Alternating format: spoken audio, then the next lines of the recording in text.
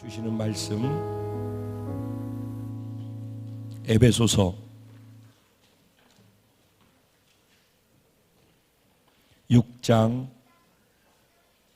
1절부터 3절까지 말씀입니다. 지난주는 어린이 주일이었습니다. 오늘은 어버이 주일, 다음 주는 스승의 주일이면서 성령 강림 주일이 됩니다. 이렇게 1년의 그 주일 성격을 정해놓고 교회의 절기로 가는 것은 정말 소중한 부분이라고 저는 생각합니다. 생각지 않고 놓치고 그냥 스쳐 지나갈 수 있는 그 시간들의 그 안에 담긴 의미가 무엇인지를 이른 날 생각해보고 내가 그렇게 하고 있는지 자신을 돌이켜보고 그렇게 다시 걸어왔던 걸음과는 또 정리되어져서 다시 걸을 수 있는 기회로 주어지기 때문이라고 저는 생각합니다. 1절부터 3절까지 짧은 절이니까 같이 함께 봉독했으면 좋겠는데요. 이 내용을 차근차근 또박또박 읽으면서 생각하면서 읽었으면 좋겠고, 하나님이 내게 주시는 음성으로 하나씩 내 마음에다가 창표야 라고 말씀하시는 음성으로 그렇게 각자가 받으면서 또박또박 읽을 수 있었으면 좋겠습니다. 그럼 하나님의 은혜가 더 깊어지리라고 생각합니다. 다 같이 시작. 자녀들아, 주 안에서 너희 부모에게 순종하라. 이것이 옳으니라. 내 아버지와 어머니를 공경하라. 이것은 약속이 있는 첫 계명이니 이로써 내가 잘 되고 땅에서 장수하리라. 아멘. 오늘 이 말씀 가지고 이 땅에서 잘 되고 장수하는 복된 자가 바로 저와 여러분인 줄로 믿습니다. 아멘.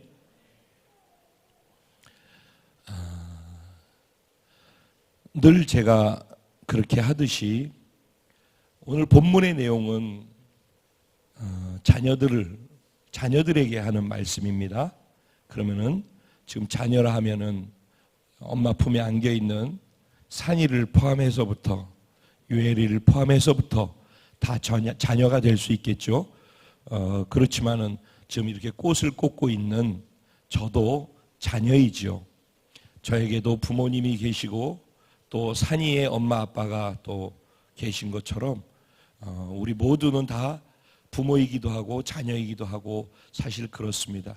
그러면은 교학교 어린아이들은 나는 아직 부모 아닌데 이렇게 생각할지도 모르겠어요. 그런데 만약에 여러분이 여러분의 친구들을 예수님을 알려줘서 그 친구가 진짜 예수님을 마음의 믿음으로 받아들이고 구원받아서 살아가게끔 여러분이 만들어 줬다면은 여러분은 그때부터 그 친구의 영적인 부모가 되는 것입니다. 그러니까 여기에서 부모와 자녀라는 개념은 육적인 개념으로도 우리가 이해할 수 있고 영적인 개념으로도 내가 낳은 영적인 자식들을 생각하면서 또 영적인 자식들은 자기를 낳아준 영적인 부모를 생각하면서도 오늘 이 말씀을 같이 들을 수 있으리라고 생각합니다. 나는 만약에 육체적으로 낳은 자식은 있는데 영적으로 낳은 자식이 없다라고 한다면은 지금부터라도 결국은 나중에 하나님 나라 가서는 영적 자녀들만 주렁주렁하게 보여질 것입니다. 그리고 그것에 따라서 하늘의 별과 같이 빛나는 존재가 되어질 것입니다. 이 전도라는 개념으로 자꾸 이해하지 말고 영혼의 자식으로 생각을 하고 내가 어떻게 하면은 생육하고 번성하는데 육의 자식을 번성시키는 것처럼 나의 영의 자식을 번성시킬 것인가 하는 것들도 생각하면서 또 그렇게 되어져서 낳은 자식들이 있다면은 오늘 말씀을 통해서 자기를 낳아준 그런 영적인 부모와 육적인 부모를 생각하면서 이런 말씀을 들을 수 있으면은 훨씬 더 깊이 있게 오늘 본문의 내용을 이해할 수 있게 되리라고 생각합니다. 그리고 우리 아이들을 위해서도 그렇고 저희 교회에 따로 뭐 성경 공부가 예전에는 다 있었죠. 그래서 성경을 전체를 다 공부를 하는 시간도 몇 번을 가졌었어요. 그런데도 늘 우리 성도님들 안에는 공부하고 싶다라는 그런 생각들을 갖고 얘기가 있었기 때문에 제가 말씀을 전하면서 예전에는 본문 설교를 제가 했습니다. 때로는 강해 설교를 했고, 전 제목 설교는 거의 하지 않아요. 본문 설교를 해서 본문에 충실하게끔 했었는데, 최근 들어가지고서는 이 마음이 있기 때문에 본문 설교를 하기 전에 이 본문이 속해 있는 성경의 위치가 어디이며 그리고 그 성경 안에 의미가 무엇인지에 대한 걸 얘기하고 전체를 보는 그림 안에서 오늘 본문을 이해할 수 있도록 그렇게 말씀을 지금 전하고 있습니다. 그러니까 따로 성경 공부를 하지 않아도 지금 주일 예배를 드리면서 여러분들이 사실 귀담아서 잘 들어보면은 성경 전체를 통으로 이해할 수 있는 그런 공부를 이미 하고 있다는 것. 단지 지식적 공부가 아니라 성경을 가슴으로 이해하면서 담을 수 있는 시간으로 이 시간을 만들어가고 있다는 것을 아시는 분들은 아실 것이라고 생각하고 오늘도 그런 시간이 되기를 간절히 소원하면서 기도하며 준비했습니다. 우리 오늘 본문은 에베소서입니다. 오늘 본문의 내용은 자녀들에게 부모에게 순종할 줄 알고 부모를 공경하는 삶을 살아라. 이게 이렇게 사는 게 옳은 거니까. 그리고 그렇게 할 때 너희가 이 땅에서 잘 되고 오래 길게 살 수 있다라고 얘기를 합니다. 여러분 이 땅에 정말 잘 되기 원하십니까? 진짜로. 내가 지난 금요일 날 그랬던가 언제 그랬던가 정말 통계적으로 100% 맞는데 아멘 소리가 큰 교회가 부흥하고 성장합니다. 그건 리액션 얘기해 드렸죠. 금요일 날. 반응이 없다는 것은 여기에서조차도 반응 없는데 삶의 자리에서 그걸 말씀을 살아내는 반응이 있을 수 있겠습니까? 그래서 여기 반응이 뜨거운 사람들이 바깥에 나가서도 반응이 커지면서 자기 안에 그 역동하는 그 반응이 다른 사람들한테 보여지기 때문에 예수가 전해지고 그 교회가 되어지는 교회로 점점 커져가게 되는 것입니다. 우리 안에 아멘 뜻이 무엇입니까? 그 말이 옳도소이다. 나도 그렇다라고 동의합니다. 나는 그렇게 믿습니다. 이것을 한마디로 표현하는 게 아멘입니다. 그러니까는 너는 해라. 나는 안 믿어. 네가 아무리 얘기해도 나는 나를 지킬 거야. 이런 사람들은 아멘 할 필요 없어요. 사실 그런 분들은 여기 있을 이유도 없죠. 근데 여기에서 예배를 드리고 이 교회에서 말씀을 듣는 걸 사모한다면은 이 말씀을 듣는 걸 즐거워하지 마시고 이 말씀의 주인공이 내가 돼서 그렇게 내가 살고 오늘 이 땅에서 잘 되고 장수하는 복이 있는 사람이 바로 당신입니다. 그랬으면은 정말로 나 그렇게 될 걸 믿으면은 기대가 말고 아멘. 그럼 어떻게 하면 그렇게 되지? 그 다음 말을 귀 기울일 수 있지 않겠습니까? 이 땅에서 잘 되고 장수하는 자 바로 당신입니다. 그랬는데 아무도 받을 사람이 없는 거예요. 준비가 안 돼 있다는 거예요. 그러니까 예배가 1부터 시작해서 계속해서 10 갈 때까지 말씀을 듣는 시간도 이게 에스컬레이트 되어져 가는 과정의 시간이 되어서는 안 된다는 겁니다. 1 할 때 이미 준비되어진 상태에서 팍 하고서 하나님께 반응할 준비를 하면서 시작을 해야지 그게 진짜 예배고 그 예배를 드릴 때 내가 깊어지고 은혜가 깊어지고 그 말씀의 주인공이 될 수 있는 것입니다. 아멘. 가나다라부터 지금 하는 거예요. 우리는 신앙생활 하나도 안 한 사람들한테 처음 걸음마 가르치듯이 지금 그렇게 하는 거예요. 예배는 이렇게 드리는 겁니다. 예배 시간에 이런 마음으로 해야 됩니다. 설교 말씀을 들을 때는 이런 준비 가운데 이렇게 되어져 있어야 됩니다.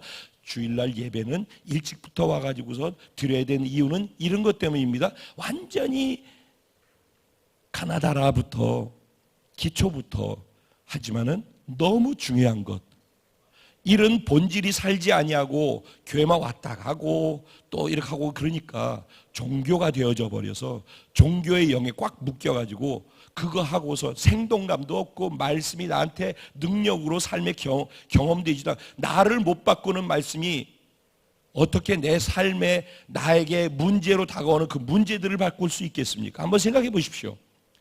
여기에서 들려진 이 말씀이 나를 바꾸고 내 삶을 바꾸고 내 가치를 바꾸고 내 인생을 바꾸려면은 그 말씀이 내가 바뀌어져서 그 말씀으로 살아낼 때 내 말씀을 살아내는 걸 보는 사람들이 그들이 또 이 말씀 안에 영향을 받고 변화되어져 가지 않겠습니까? 제일 가깝게 먼저 듣는 말씀을 듣는 사람들 안에 변화를 기대하지 않는다? 말씀을 들으면서 또 졸고 시작한다? 그러면 날 새는 겁니다. 그러니까 진짜가 되자고요. 진짜가. 예배도 진짜로 드리고. 제가 그러잖아요. 제가 안타까워서 자꾸 얘기하는데 일어서세요. 졸리면은 괜찮다니까. 아무도 뭐라고 안 그래. 우리 예배 드리는데 가장 적이 누군지 아세요? 내 옆에 사람들이야. 그 사람들이 나 볼까 봐 하는 두려워하는 그 마음, 내가 예배를 드리지 못하게 하는 주 적이야. 예배를 드리는 데다만 나 전부를 다 걸어야 돼요. 그러니까 저도 말씀 전하는데 별 관심이 없다니까. 이 말씀을 살아내게 하는데 관심이 있고, 그러니까 제가 지금도 그냥 곧바로 말씀 전하면 되는데 이렇게 자꾸 얘기를 하는 이유는 이 말씀은 그냥 또 전하고서 시간 가서 끝내는 그런 게 너무 고통스럽게 싫어요. 저는 오래 했잖아. 목회 30년 했어. 30년 동안 이렇게 했으면 됐지. 이제 그렇게 더 하는 거 싫다니까 정말. 여러분도 이런 생각이 들어야 돼. 이런 마음이 생겨야지 돼. 나 여태까지 신앙생활 하는데 이렇게 이제 신앙생활을 그만해야 되겠구나. 진짜 짧게 하더라도 진짜로 하다가 주님 부르셔서 가야지. 오늘 한 번 예배 드리고선 조금 있다가 하나님이 나 데려가시더라도 지금 예배가 최고의 예배였다고 하고 후회 없이 갈 수 있어야 되잖아. 우리 그런 신앙생활 했으면 좋겠어요. 에베소서는 교회론의 정수라고 얘기를 합니다. 즉 교회가 무엇인지에 대해서 이해하려면 에베소서를 이해하면 교회가 무엇인지를 알 수 있다라는 얘기를 해요. 그래서 신학자들은 교회론을 얘기할 때 에베소서를 얘기합니다. 그러니까 교회가 뭐라고? 우주야 궁금해? 그러면 에베소서를 읽어보고 에베소서가 이해되어지면은 그러면은 교회가 뭔지를 이해할 수 있게 된단다. 알겠지? 그래. 한번 읽어봐. 에베소서 1장은 크게 잡아볼게요. 에베소서 1장은 이렇게 시작합니다. 하나님께서 우리를 사랑하셔서 예수 그리스도를 이 땅에 보내주셨고, 잘 들으셔요. 제가 한 얘기들은 정말 중요한 얘기들을 하는 거니까. 예수님을 이 땅에 보내주셨고 예수님이 이 땅에서 죽게 하셨어요. 죽게만 한 게 아니라 다시 살아나게 해주셨어요. 살아나게만 한 게 아니라 하늘에 올리우게 해주셨어요. 원래 계셨던 곳으로. 그리고 계셨던 그곳에서 보좌에 앉히서 온 우주 만물을 다스리는 만왕의 왕으로서 그 자리에 있게 해주셨어요. 그게 예수님이 이 땅에 오셨다가 가신 이유고 그렇게 하나님이 해주셨어요. 그렇게 하신 이유가 무엇 때문인지 우리를 구원하기 위해서예요. 그렇죠? 그런데 구원하기 위해서인데 예수 믿고 신앙생활하는 사람들이 그렇게 해서 예수님이 나를 위해서 죽으셨고 난 구원받았다라고 하면서 이렇게 그냥 이렇게 신앙생활하는데 하나님이 우리를 얼마나 사랑하시는지, 예수님이 이 땅에 오셔서 이렇게 하시고 가셔서 보좌에 앉아 계시다라는 말의 의미가 무엇인지 정확하게 잘 모르기 때문에 감동이 없어요. 근데 성경의 2장으로 가면, 에베소서 2장으로 가면은 2장에 이렇게 얘기를 하는 겁니다. 예수님이 죽으실 때 너도 함께 죽었다는 겁니다. 예수님이 부활하셨을 때 부활의 생명으로 너도 함께 부활했다는 것입니다. 그래서 그때부터 거듭남이 시작되는 거예요. 그럼 신앙생활 거듭났다 구원받았다 나중에 천국 간다가 아니라 그 다음에 예수님과 함께 하늘에 올리웠다는 거예요. 그래서 우리는 지금 여기 있지만 하늘에 있다는 거예요. 에베소서 2장에 보면 그게 나와 있어요. 그리고 하늘에 있을 뿐만 아니라 하늘 보좌에 우주 만물을 통치하고 다스리는 왕의 보좌에 예수님이 계신 것처럼 그분과 연합해서 거기 있다는 거예요. 그게 우리의 신분이고 위치고 현 주소라고요. 나는 여기에 있지만, 즉 광야에 살고 있지만 다스리고 정복하는 그런 가나안의 정복자로서의 삶을 살 수 있는 이유가 여기에 있다는 겁니다. 이 말이 무슨 말인지 이해가 되나 모르겠는데 이 말을 모르면은 걸음마도 못하고 있는 거라고 보면 되는 거예요. 응이하고 태어나서 그냥 핏덩어리로 있는 거예요. 지금 한 이 얘기를 알아야지 신앙생활을 할 수 있어요. 건강하게. 자, 그러면 그게 2장의 얘기예요. 그러면서 이게 교회라는 거예요. 이게. 그렇게 해서 구원받아서 자기가 그런 존재라는 걸 아는 사람이 교회야. 그 사람들이 모여있는 자리가 교회야. 그래서 건물의 교회가 아니라 그런 사람들이 건물 안에 들어와 있기 때문에 그래서 여길 교회라고 하는 거예요. 그러면은 하나님께서 교회를 왜 세우셨는가 하는 거예요. 하나님이 우리를 왜 구원하셨고 우리를 왜 불러주셨는가 하는 거예요. 그게 3장에 나오는 거예요. 왜 예수님과 연합시키는 그런 구원을 주셨는가? 부르심의 목적이 있다는 거예요. 복음 안에 우리를 부르신 부르심의 비밀이 있다는 거예요. 그게 무엇인가? 우리가 구원받은 자로 교회로서 살아가라고. 근데 이 얘기를 하게 되어진, 이런 얘기들을 구구절절 하게 되어진 바울의 마음 속에 진짜 생각이 있는 거예요.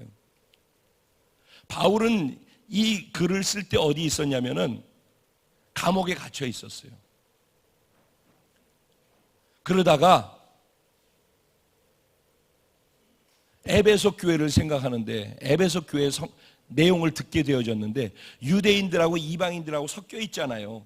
교회 안에 서로 다른 부류들이 있단 말이에요. 그런데 그들이 서로 싸우는 거야 자꾸. 그래서 교회 안에서 분열이 일어나는 거야. 그러니까는 바울이 교회는 그런 게 아니야.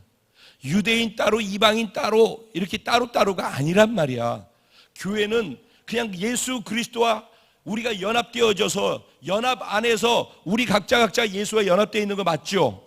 개개인이 그 예수와 여기 이 예수가 이 마이크가 예수라고 치자고 이 예수의 이 손이 연합됐어요. 이렇게 지금 하나 돼 있죠? 예, 이렇게 돼 있어요. 그러면은 이게 유대인들이라고 치자고. 근데 여기에 이 이방인들도 예수와 연합돼서 여기 같이 있다는 거예요. 그러니까 이렇게 돼 있으니까 유대인도 예수와 연합되고 이방인도 예수와 연합돼서 여기 예수 안에서 유대인과 이방인도 연합되어 있겠죠. 이게 교회라는 거예요. 그러면 유대인이라고 치고 이방인이라고 표현했지만은 교회 안에는 각양각색인 사람이 다 있는 거예요.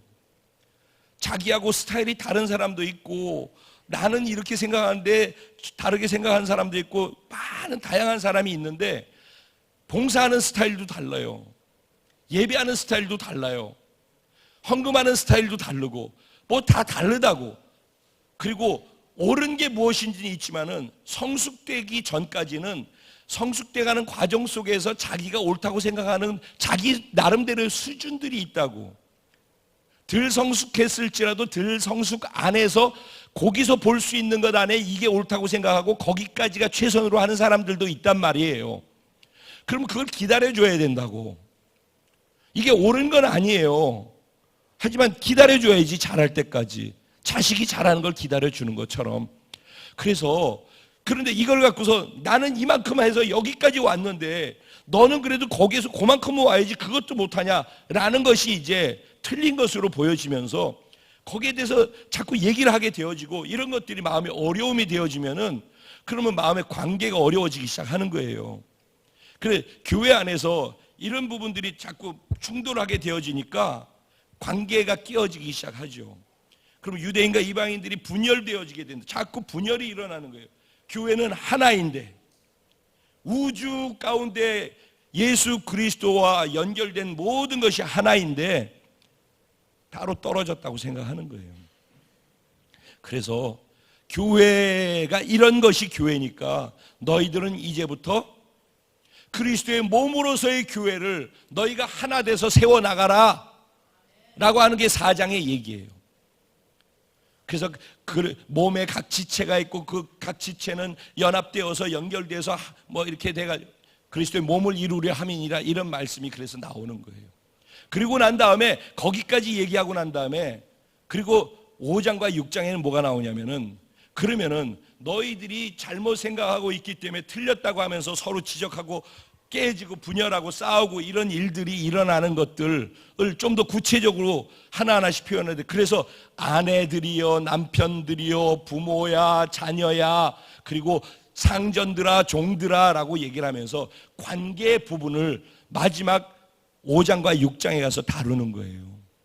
결국은 관계에서 문제가 생기기 때문에 교회가 교회로서 해야 될 역할들을 하지 못하고 교회에 주어진 모든 하나님이 부어주신 에너지가 관계에서 삐뚤어지기 때문에 다 그쪽으로 흘러서 새 나간다는 거예요. 그래서 이런 관계들을 다시 회복해 가지고선 바르게 정립을 해서 이렇게 살아나가야 된다라는 얘기를 5장과 6장에서 하는 거예요. 근데 이제 아예 나중에 할 얘기까지 결론을 얘기하면은, 그리고 난 다음에 6장에 우리가 잘 알고 있는 끝으로라고 합니다. 관계에서 아내와 남편에게, 그리고 부모와 자녀에게, 그리고 종과 상전에게 얘기를 하고 난 다음에 6장의 뒷부분에 가면은 뭐라고 얘기해요? 끝으로. 끝으로가 뭐예요? 끝으로 다음에 뭐에 대한 얘기가 나와요? 주 안에서 그 힘의 능력으로 강건해지고, 그 다음에 마귀의 관계를 능히 대적하기 위하여 하나님의 전신갑주를 입으라. 그 다음에 하나님의 전신갑주를 취하라. 그러면서 너희의 싸우는 것은 너희끼리 관계 깨뜨리고, 너희끼리 이방인과 유대인들끼리 싸우고, 너희들끼리 서로 다르다고 싸우고, 그런 거 하지 말고 너희들이 싸워야 될 대상은 혈과 육이 아니라 정사와 권세 잡은 자, 하늘에 있는 악의 영들, 어둠의 영들, 그것들과 싸워야 하는 것이야. 그러니까 옆에 있는 사람들하고 싸우는 거, 교회 안에 그리스도의 몸으로 연합돼서 핏값 주고 산 너희들은 그 에너지로 싸우는 데 쓰지 말고, 그리스도의 몸인 교회를 세우고, 교회가 세상을 향해 희망과 빛이 되기 위해 해야 할 것이 무엇인지 그것을 위해서 살란 말이야. 이게 에베소서의 처음부터 끝까지 교회란 무엇인가, 그리고 그것을 방해하는 세력이 우리들끼리 싸우는 그 싸움을 통해서 우리의 에너지를 갉아먹고 있는 사단에게 속한 것들이라는 것을 얘기하면서, 그래서 기도와 간구로 라고 뒷부분에 보면 나오는 겁니다. 하나님의 전신갑주를 입고 취하고 기도와 간구로서 해라. 세월을 아끼고 깨어 있어라. 때가 악하다. 이런 얘기들이 이제 쭉 나오는 겁니다. 이게 에베소서가 이해가 되어졌죠. 그런 가운데, 인간관계 가운데 오늘 뭐에 대한 주제예요?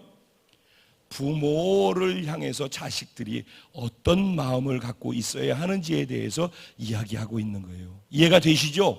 그럼 이 전체 그림이 보이죠? 에베소서가 그 속에서 오늘 본문이 어디에 위치하고 있는지, 왜 자녀들은 부모에게 이렇게 해야 되는지, 이렇게 안 하면은 복을 받아요, 못 받아요?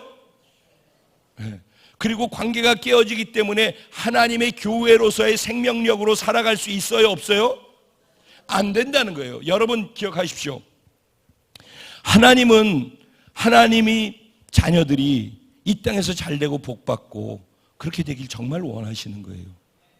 사단은 무조건 그것을 반대해서 무조건 안 되고 망하게 하기 원하는 거예요. 사단이 온 것은, 마귀가 오는 것은 도적질하고 죽이고 멸망시키기 위함이고, 예수님이 이 땅에 오신 것은 양으로 생명을 얻되 더 넘치게 얻게 하기 위해서 오셨다라고 그랬어요. 아멘. 그러니까 두 진영에서 추구하는 게 완전히 극과 극으로 다른 거예요. 그러니까 하나님은 뭐 하기 위해서? 우리에게 복 주시기 위해서. 아멘. 근데 하나님이 복 주시기 위해서 우리에게 자꾸 말씀하신다고. 뭘 말씀하셔요? 여기 그래서 그 말씀을 기록해 놓은 것들이에요. 이렇게 하면은 너희가 복을 받고 잘 되게 돼 있어 라고 얘기를 하는 거예요. 그러면 이걸 정말 하나님을 믿는다면은 이 말씀대로 사는 것을 정말 믿고 그렇게 살 것인지 말 것인지를 결정하는 걸 뭐라고 그래요? 믿음이라고 하는 거예요. 믿음. 그러니까 내게 믿음이 없는가 있는가 하는 것을 확인해 보는 것은 복잡한 데서 찾지 마요. 교회 여기 오는 게 믿음이 있는 게 아니라니까. 여기에서 주어진 말씀을 내 삶의 진정으로 복이 된다는 걸 믿고 그 말씀대로 살 것인지 아닌지, 그거를 결정하는 순간에 그게 믿음인가 아닌가가 되어진다는 거예요. 이해가 되셨죠? 네. 오늘 본문은 이렇게 얘기하면, 자녀들아 주 안에서 너희 부모에게 순종하라, 이것이 옳으니라 그랬어요. 부모에게 순종하라. 그 다음에 또 뭐라고 그래요? 내 아버지 어머니를 공경하라 그랬어요. 자, 순종해라, 공경해라. 순종한다라는 단어, 우리가 잘 알고 있는 순종의 의미 알죠? 근데 이 순종의 의미는 뭐냐면은 아래에서, 그렇게 여러분이네 딱 의미가 아래에서 듣다라는 뜻이에요. 순종의 의미가. 무슨 의미예요? 이게 위치적으로 아래를 의미하는 거예요? 마음의 자세를 얘기하는 거예요? 마음의 자세가 낮아져서 아래에서 낮은 자세에서 부모의 말씀을 낮은 자세에서 들으라는 거예요. 겸손함으로 받아서 들으라는 거예요. 이게 순종의 진짜 의미라는 거예요. 그 다음에 공경한다라고 할 때 공경의 의미는 무엇이냐면은 무겁게 느낀다는 뜻이래요. 순종은 무슨 뜻이라고? 아래쪽에서 듣는다라는 뜻, 즉 겸손한 마음으로 듣는다는 뜻이라면은 공경한다라는 말은 무슨 뜻이라고? 무겁게 누리는 것으로 느껴지는 것. 그러려면 어떤 상황이 돼야 돼요? 위에서 뭔가가 위에 있어야 되겠죠. 그러니까 다른 말로 얘기해서 받들어 높이라는 얘기예요. 공경한다는 거 뭐라고 그러니까? 받들어서 높이라는 거예요. 이렇게. 그게 공경의 뜻이야. 순종은 뭐라고? 아래에서 들으라는 거예요. 겸손한 마음으로. 이게 순종과 공경의 의미예요. 이 두 가지가 합쳐지면 뭐가 되겠어요? 이 세상 사람들이 우리가 얘기하는 효도라고 얘기를 하는 거예요. 부모에게 효도해라. 순종하고 부모를 높여드려라. 구약성경에 출애굽기 20장에 보면은 10계명이 나오죠. 10계명에 보면은 하나님께서 1계명부터 4계명까지는 하나님에게 어떻게 해야 하는가에 대한 얘기를 하면은 5계명부터 10계명까지는 사람들이 사람들에게 서로 어떻게 해야 되는지에 대해서 나오는데, 사람들의 계명 중에 첫 번째 계명으로 나온 게 부모를 공경하라는 것이에요. 근데 부모를 공경해라 이렇게만 나오는 게 아니라 그 말을 또 되씹어 가지고 신명기 5장 16절에 보면은 또 모세가, 지난주에 우리가 신명기 6장을 갖고 얘기했죠. 쉐마에 대해서. 그렇죠? 쉐마 얘기하기 전에 5장 16절에 보면은 또 10계명을 갖다 다시 한번 모세를 통해서 다시 이걸 확인시켜주는 얘기들이 나오는데, 거기에 16절에 보면은 너의 부모를 공경해라. 그리하면은 이 땅에서 잘 되고 너희 생명이 날이 길 것이니라. 즉 잘 되고 장수하리라 라는 말이 10계명에도 나오는 거예요. 그러니까 이건 구약 때 그 율법에 하는 얘기지, 무슨 지금 이 예수의 은혜 시대에 무슨 율법 10계명을 얘기를 하고 그래요. 그런 사람들이 있지 않았고, 그래서 에베소서에 있는 거야. 신약 성경에도 그 하나님이 10계명을 주신 그 하나님의 머릿속에, 생각 속에 동일한 생각을 갖고 계시다는 거예요. 그러면 무엇이 이 10계명을 준 것 안에 부모를 공경하라, 부모에게 순종하라는 이 말 안에는 무엇이 담겨 있길래 그럴까요? 왜 하나님이 구약이나 신약이나 이것을 강조하실까요? 왜냐하면 이것이 옳기 때문에. 이 옳다란 말의 의미는 그냥 윤리적으로나 도덕적으로 부모에게 순종하는 것이 옳은 거니까 해라라는 그런 의미로도 이해할 수 있지만은, 더 나아가서 이것이 너희에게 복이 되는 것이기 때문이라는 거예요. 원어적으로는 이게 의로운 것이다라는 뜻이에요. 의는 어디에 속한 거예요? justice는 하나님께 속한 거예요. 하나님의 의를 우리가 입게 된다라는 거거든요. 하나님이 인정하신다라는 거예요. 그렇게 하면은. 그러면은 뭐냐면은 부모님과의 관계 부분이 해결되어지면은, 그래서 내가 순종하고 그분을 높이는 삶을 살게 되면은 결국은 하나님과의 관계 부분이 원활해진다라는 얘기예요. 우리가 이 땅에서 예수를 믿고 구원받아 사는 사람들이 나의 복은 어디로부터 온다라고 믿는 사람들이에요? 적어도 하나님으로부터 내 복이 옵니다. 내 인생의 모든 것은 하나님으로부터 옵니다라는 신앙 고백을 하는 사람들이잖아요. 맞습니까? 그것을 믿음으로 주장하고서 예배도 드리는 거란 말이죠. 근데 그게 진짜인지 가짜인지를 관계를 통해서 체크하라는 거예요. 에베소서의 얘기는 우리의 에너지가 관계에서 깨어짐을 통해서 사단이 에너지를 빼앗아가서 교회로서 생명 있는 생명체로 살지 못하게 만든다는 거예요. 관계 부분을 다시 체크해라. 남편과 아내의 관계를 체크하고, 부모와 자녀의 관계를 체크하고 직장에서 상사와 밑에 있는 사람과의 관계를 체크해라. 그리고 사단이 그거를 자꾸 사용해서 빼가니까 그러지 않을 수 있도록 이렇게 해라. 그것이 하나님과의 관계를 유지하게 되는 옳은 길이다 라고 얘기하는 거예요. 부모를 공경하는 것은 하나님과 나와의 관계를 깊게 만들어주는 비결이에요. 그래서 복이 임하는 거예요. 그래서 이 땅에서 잘되고 장수하는 이유가 단지 겉으로 보이면 부모에게 효도하고 하기 때문에 그렇다라는 단편적으로 보지만은 그렇게 하는 행동이 하나님과의 관계 부분으로 깊어지게 만드는 징검다리가 되기 때문에 결국은 하나님께도 순종하고 효도하는 자가 될 수 있기 때문에, 그래서 이 땅에서 그 하나님으로부터 복을 받아서 잘되고 이 땅에서 그 하나님이 기뻐하셔서 장수케 해주신다는 얘기를 하는 거란 말이에요.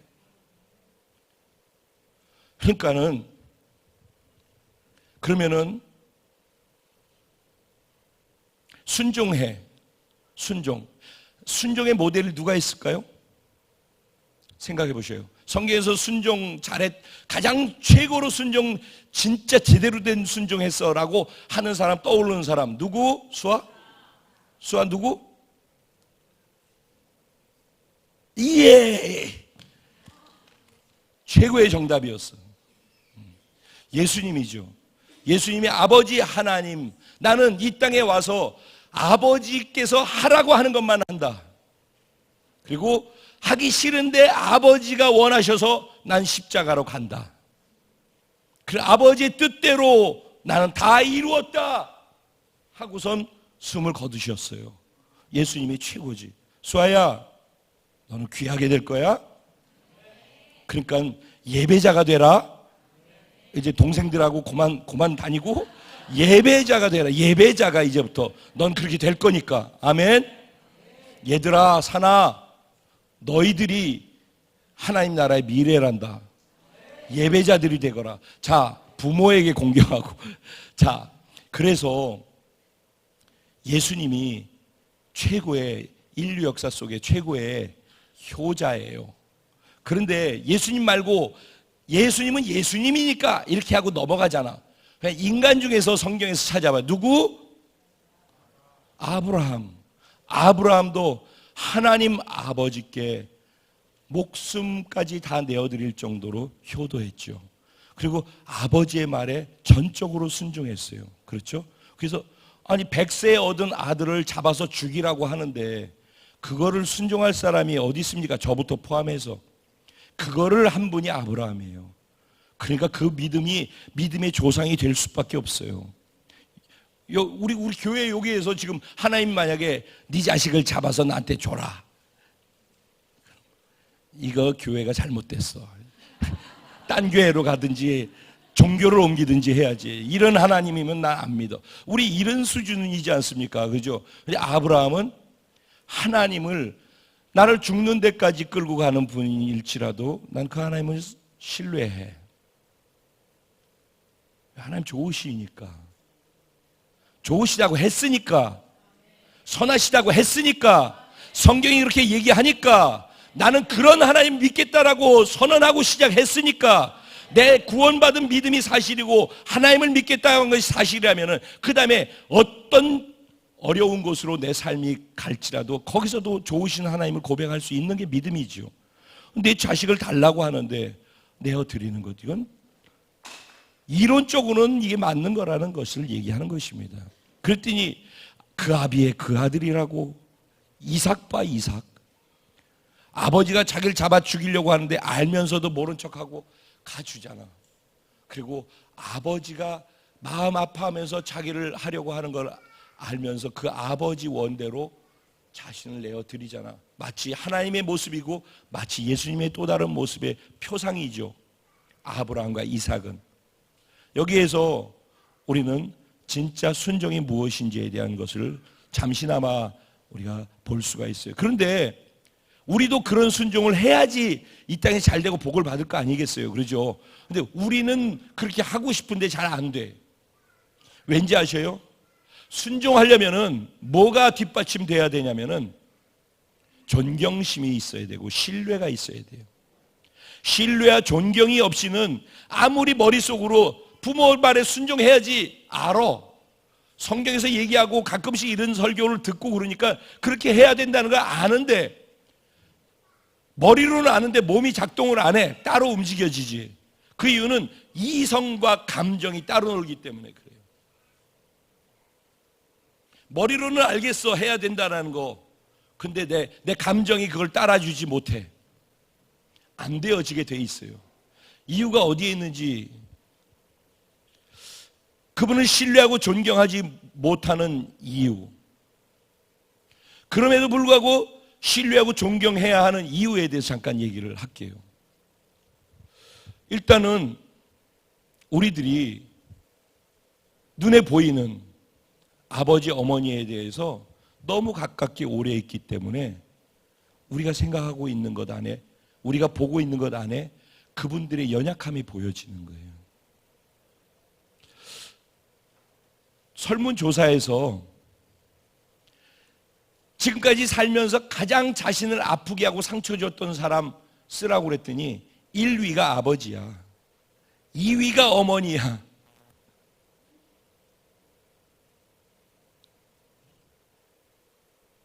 가슴 아픈 얘기죠. 근데 실제로 아버지 어머니가 자식을 키우면서 평생 같이 있었잖아. 근데 아버지 어머니가 완벽하지는 않잖아. 하나님이 아니잖아. 그 아버지의 어머니, 왜 아버지 어머니가 또 완벽하지 않았잖아. 아버지 어머니의 아버지 어머니인 할아버지 할머니가 아버지 어머니를 키울 때도 연약하고 부족하고 완벽하지 않은 모습 속에서 키웠잖아. 그러니까 그들은 완벽하지 않은 모습 보고서 실망하면서 또 왜곡되어져서 또 자라왔잖아. 대를 잇죠. 이게 구조악이라는 거예요. 악구조. 제가 복음 4강에서 표현한 악구조. 구조 자체가 이렇다라는 거예요.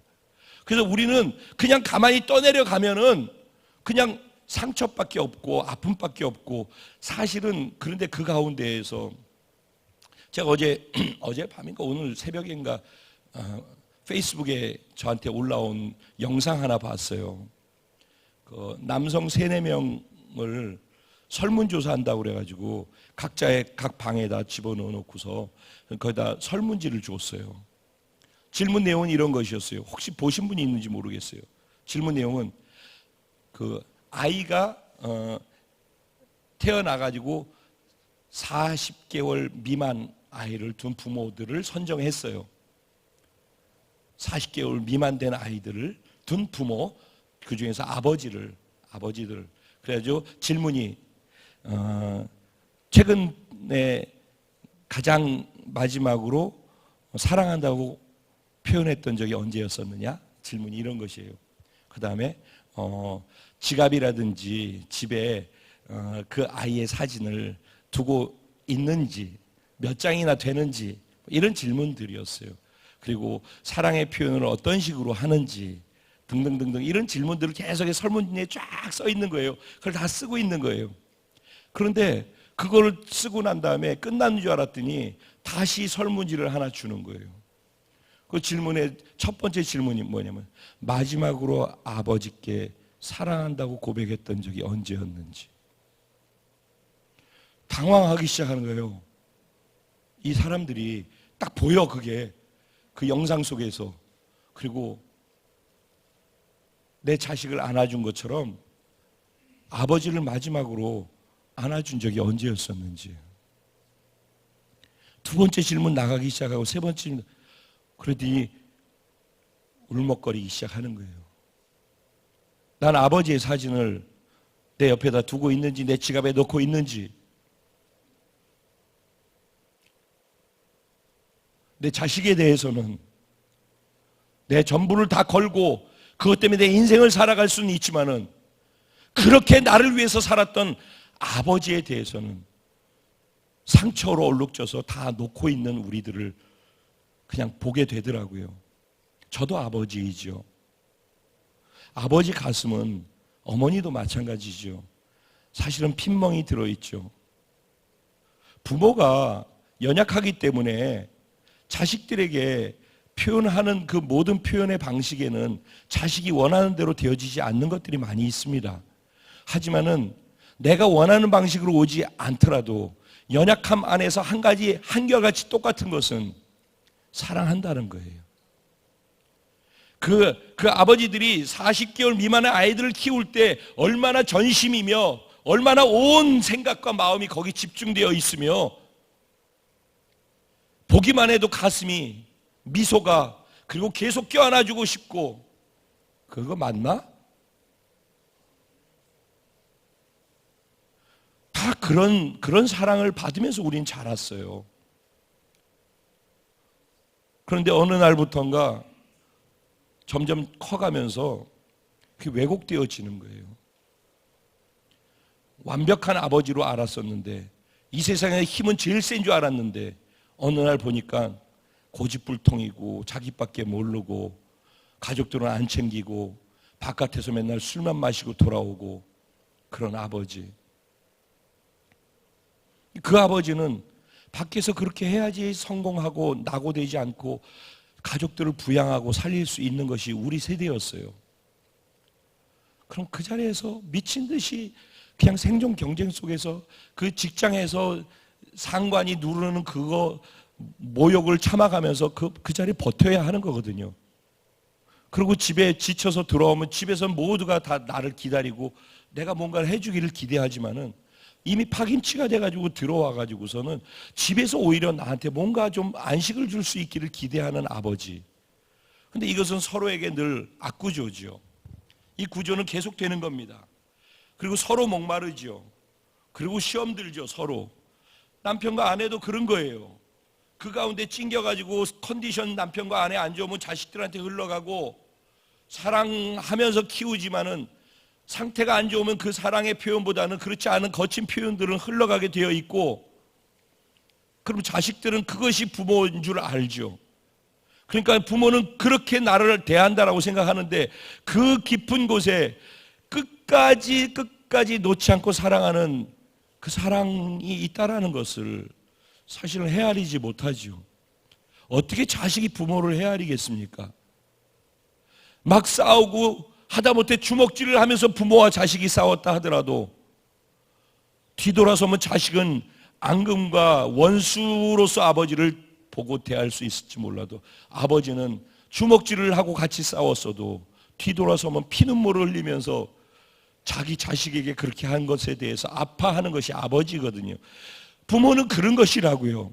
엄마는 엄마로서의 표현 방식이 있고 아버지는 아버지의 표현 방식이 있어요. 자식이 늦게 들어오면은 엄마는 전화해가지고 빨리 들어와라 그러든지 이게 일반적 어머니들의 모습들이 잔소리하는 엄마의 모습.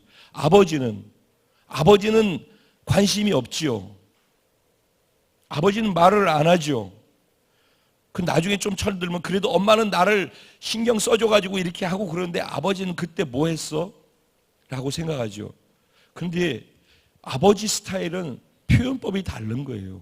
아버지는 얘기를 잘 안 해요. 보통 일반 저는 좀 오히려 전화해가지고 어디니 들어오지 그러니 이런 정도예요. 그때 그게 스트레스가 된다고 하더라고. 제가 1년에 한 2번 미국 가서 가족들하고 있을 때 그들하고 같이 있고 싶어서 사실은 늦게 들어오니까 얼굴 좀 보고 대화 좀 하고 싶어서 언제 오니 이래서 전화하는 거예요, 사실은. 근데 그거 그렇게 헤아리지 못하거든요. 그리고 애들이 안 들어오면 나가서 굳이 전화 안 하고 이렇게 신발 보죠. 애가 들어왔나? 새벽인데도 안 들어오면은 그냥 잠 못 자고 있다가 가서 이렇게 보죠. 거기 신발이 놓여 있는지. 그게 아버지라고. 아버지의 표현법은 그렇게 다른 거라고. 엄마는 애들한테 속상해서 얘기하면서 울지만은 그리고 그 우는 눈물을 닦으려고 세수하러 가지만은 아버지는 우는 모습을 보이지 않으려고 세수하러 가서 세수하면서 운다고. 이게 다른 거라고. 그거는 기질이 다르고 다른 거라고. 근데 보이지 않는다고 없는 거라고 얘기를 하면은 안 된다고. 그렇지만 그럼에도 불구하고 그 아버지는 연약한 부분이 있는 거라고. 그 아버지는 또 연약한 아버지 밑에 길들여져 가지고 그렇게 빚어졌다고. 그게 우리의 삶의 구조라고. 그런데 그 그 중심에는 다 사랑이라고. 근데 그것을 다 상처로, 그래서 마음을 다 닫아버리고, 부모에 대해서 다 마음을 닫아버리고, 억지로 날이 됐으니까는 가서 찾아뵈야 되고, 그렇기 때문에 억지로 전화 한번 드리고, 이게 우리는 해드리는 것처럼 돼버리는 그런 일들. 어렵게 살게 되면서 부인도 일을 가게 되고 온 가족이 일을 하게 되니까 이제 아버지의 위상도 예전에는 그래도 요만한 봉투에다 요만큼 갖고 오더라도 아버지 혼자 벌어가지고 야 하고 폼 잡는 하루라도 있었는데, 지금 너나 나나 똑같이 벌고 내가 더 많이 버는데 나도 일하고 너도 일하고, 근데 뭘 어쩌라고. 그 아버지라고 하는 그 이미지가 자꾸 무너지는 것이죠. 그런데 이게 사단이 우리에게 원하는 거라고. 왜 하나님은 우리가 아버지라고 부르는지 아십니까? 하나님은 왜 우리를 하나님을 부를 때 아버지라고 부르게 했는지 아십니까? 사단은 그걸 안단 말입니다. 아버지와 우리의 관계를, 아버지에 대한 이미지를, 아버지에 대한 상처를, 아버지에 대해서 오해하는 마음을 갖고 살게끔 해서 우리가 신앙생활을 하고 교회를 다니고 다 하지만은 아버지 부를 때 아버지를 뜨겁게 사랑하고 그 사랑에 감동되어져서 내가 무언가를 순종하고 존경심에서 무언가를 하고 아버지를 신뢰하기 때문에 순종하는 그런 순종을 할 수 없도록, 그래서 애초 하나님이 우리를 사랑하셔서 우리를 축복하시기 원하는 그 축복으로 가지 못하도록, 그래서 아버지께 불순종하고 아버지를 미워하고 그 상처 안에 반응하게 함을 통해서 하나님 아버지를 우리가 이렇게 종교생활하는 것으로 만족하고 진짜 마음 중심에서 그분을 신뢰하고 존경하기 때문에, 그래서 하나님 말씀에 순종할 수 있도록 못하게 하기 위해서 그걸 다 깨놨단 말이죠. 그래서 영적 전쟁이 끝에 나오는 거라니까. 근데 우리는 코앞에 있는 것만 보고 살아요. 누가 이런 얘기를 해주는 사람도 별로 없어요. 그냥 오늘 같은 날 부모 공경하십시오, 효도하십시오, 여기서 끝나지. 왜 그래야 하는지, 그것이 왜 옳다라고 지금 그러고 있는지 하나님께서, 그리고 왜 순종을 주 안에서 하라고 하는지 모른다 말이죠. 그런데 하나님 그런 우리에게 하나님의 그 마음을 알게 해주기 원하는 거예요. 성경에도 보면은 그런 예가 있죠. 신약에서 보면은 탕자의 비유에서 보면 죽지도 않은 아버지 유산을 미리 달라고 그래서 가서 다 탕진하고, 그런 그 아들에게 또 다 주네. 그리고서도 다 그래 죽지만 말고 돌아오기를 기다리면서 늘 밖에 나가서 기다리고 있는 아버지. 그렇지만 갈 때 말 한마디 없이 그냥 보내주는 아버지, 그리고 말 없이 몰래 기다리고 서 있는 아버지. 그게 성경에서도 나오는 아버지 모습이거든요. 구약에서도 다윗의 모습이 그런 거예요. 아들, 셋째 아들이, 첫째, 둘째 다 죽고 난 다음에 셋째 아들이 장남이 됐죠. 압살롬이 반역을 일으켰어요. 가만히 있으면은 지가 왕 되는 거예요. 다윗도 그렇게 생각하고 압살롬 너무 사랑했으니까. 그런데 압살롬은 장수들을 일으켜가지고 반역했죠. 다윗이 그거 얘기 들었을 때 같이 대적해서 싸울 수 있었을까요? 없었을까요? 성경엔 그런 표현까지는 안 나와 있어요. 유추해 보는 거예요. 만약에 같이 그 자리에서 대적해서 싸우면은 아버지한테 덤벼든 자식한테 칼을 들이대고 죽일까요? 그럴 수 없잖아요. 그러니까 도망가는 거예요. 자식은 계속해서 군사들을 일으켜가지고 엄청나게 많은 군대가 일어났죠.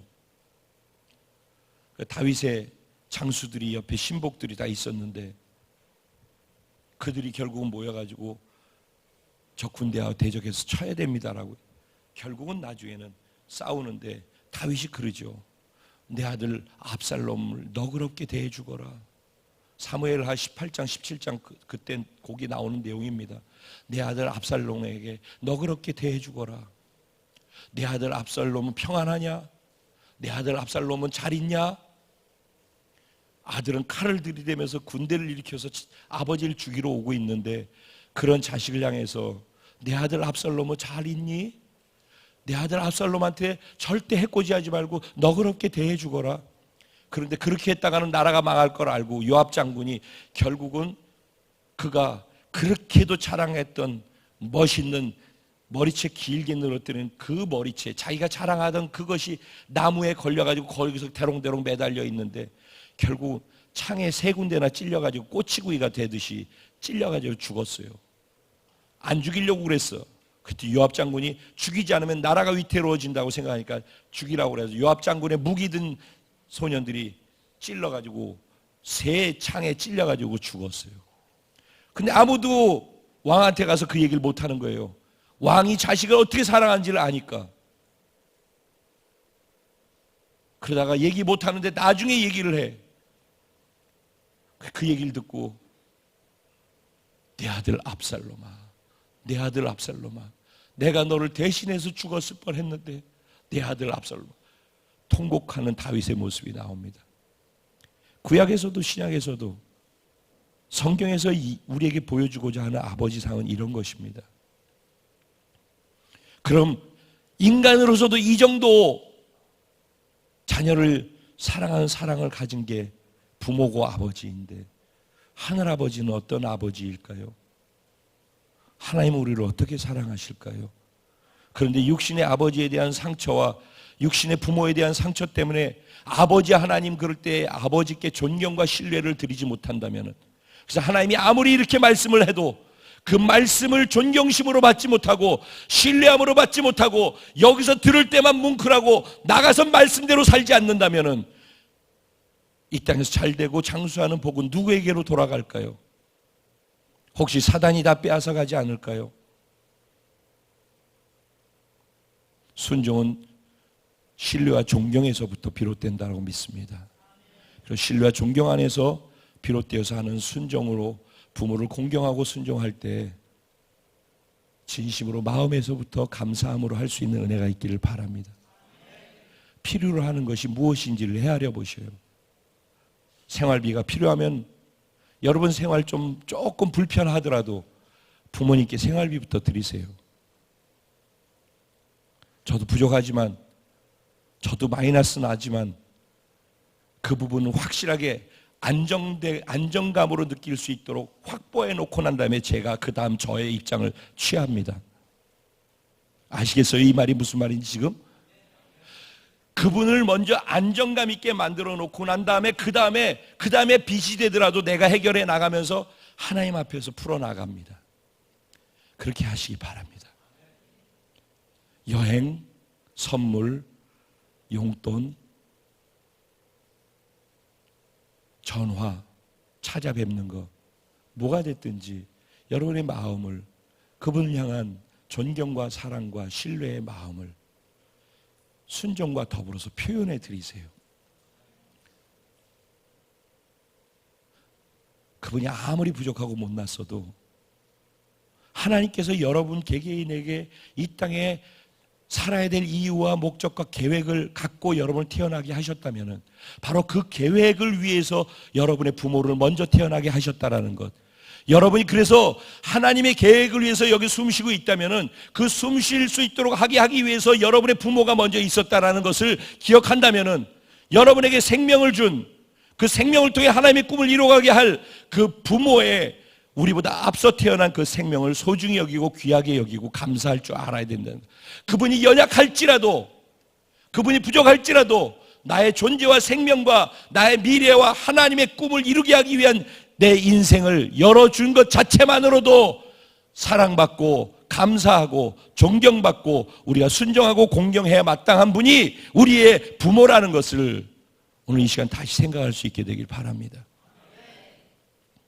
오늘 가능하면 딴 거 최대한 줄이고 오늘 하루라도, 그리고 오늘 하루가 진짜가 돼서 내일도 모레도 점을 찍다가 선이 되어져서 부모님이 이 땅에 사시는 동안 내가 할 수 있는 최선의 효도의 모습을 보여드릴 수 있는 은혜가 저와 우리 공동체 모두에게 있게 되기를 간절히 소원합니다. 그것이 결국은 하나님과 나와의 관계가 더 깊어질 수 있는 길이 되는 것이고, 내가 이 땅에서 잘되고 장수하는 비결이 된다라고 저는 믿습니다. 저도 그렇게 하겠습니다. 그리고 하고 있습니다. 여러분도 정말 그렇게 되기를 주님의 이름으로 축원합니다. 오늘 이 말씀 생각하면서 나는 지금 이 말씀의 어느 부분에 있는지, 난 이 말씀을 얼마나 이해하고 있으며 얼마나 그렇게 살아내고 있었는지, 나는 하나님과의 관계가 정말로 바르게 되어 있는지, 내 주변과의 사람과의 관계 안에서 망가졌거나 잘못됐거나 용서하지 못했거나 뭔가 그런 게 있다면 사람과의 싸움이 아니라 사단과 영적 존재로서의 싸움이라는 것을 기억하시고, 사람들에게는 다 그런 관계의 부분들을 회복하고 용서해주고 용서받고 사랑하고 사랑해주고, 그래서 하나님과의 관계까지도 풍성해지고 하나님을 통해서 우리에게 약속된 하나님의 축복이 이 땅에 사는 동안 우리 모두에게 누려질 수 있도록, 우리 지금 들은 이 말씀을 가지고 하나님께 기도하면서 나아갑니다. 우리 주님의 이름을 한번 부르고 각자의 마음을 갖고 기도합니다. 기도드리겠습니다. 주여